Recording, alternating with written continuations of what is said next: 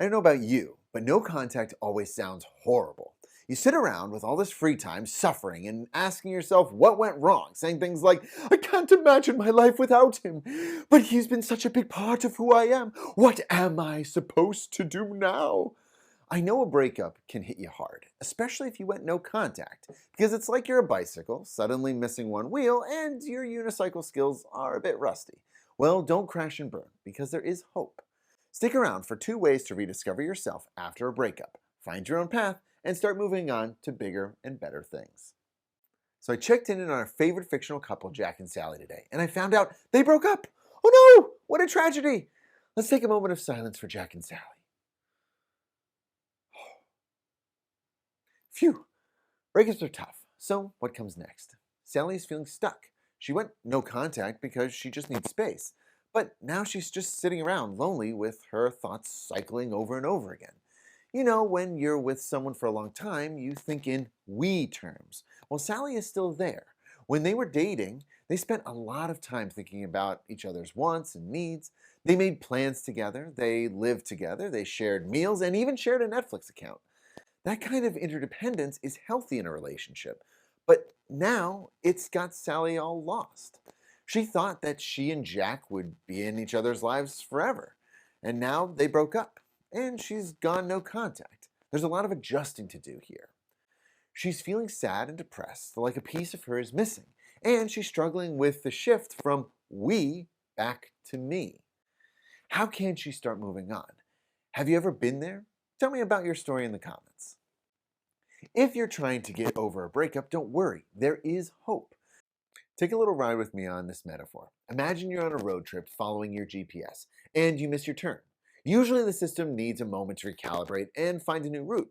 It'd be a little strange if it just said, I'm sorry, you missed your turn. Now you're doomed. There are no other routes. Please drive off the next cliff on your left. Goodbye. But seriously, if this happens to you, call customer support as quickly as possible. It's the same after a breakup. You thought he was your person. Turns out he isn't. It might not feel like it at first, but trust me, there are other options. In fact, there is one relationship right now that is absolutely essential. Your relationship with yourself. Now, I know it may sound trite or cheesy, but right now, even if a new guy did show up, you should still pause and probably not jump into that. Why? Because if you're still struggling with getting over your ex and just being by yourself, then jumping into a new relationship to just avoid your feelings isn't gonna work. Let's be honest, those aren't good choices.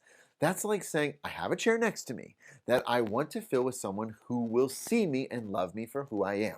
And then you just grab the next guy and wrestle them into the chair. There's not a lot of discernment in that. Don't just hop back onto the dating train just because you're feeling lonely. You're a high-value woman who deserves a great relationship. Hit that thumbs up if you agree.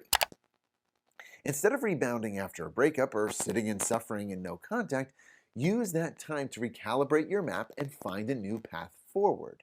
Here's 2 questions you can ask yourself to do that. Number 1, what do I do well and what can I work on? Breakups do suck, I know that. But they are also a perfect time to take a look at yourself. Check in and ask yourself how you're doing. If it were me, I'd go, hey, Jonathan, I know it's 2 in the afternoon and you're still in your jammies, but you're cute. You got a lot going for you. Let's take a shower and then get down to business. Don't waste your time hanging on and start looking forward to something you can do. Especially if you're going no contact, you have a lot of time to reflect on what you did well in your last relationship and where you can improve. Now remember, improving doesn't mean that you're bad and wrong. It just simply means that you, like everyone, myself included, have work to do. Then you can decide what you want in your next relationship. You have high self-worth and you don't need to settle. You'll know what you're bringing to the table and what you want from your next partner. You will become a stronger person and an even more valuable partner and a higher value woman.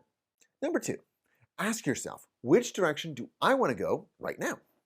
As we mentioned before, when we are in a relationship, we think in we terms, and this can affect your career, where you live, what pets you have, and more.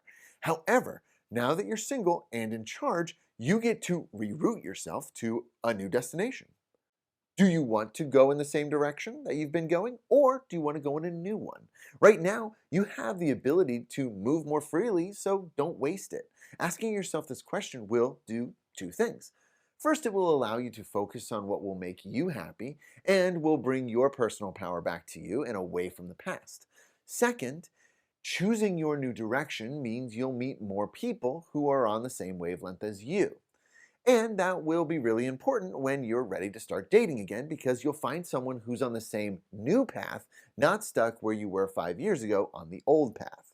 Whether you broke up with him or he broke up with you, in the end, you have the same choice in front of you to sit in the pain of no contact breakup, mourning over what you don't have, or rediscovering the powerful and amazing person you are. So make the choice to get up, shake it off, and show the world how great you are and show the haters how wrong they are.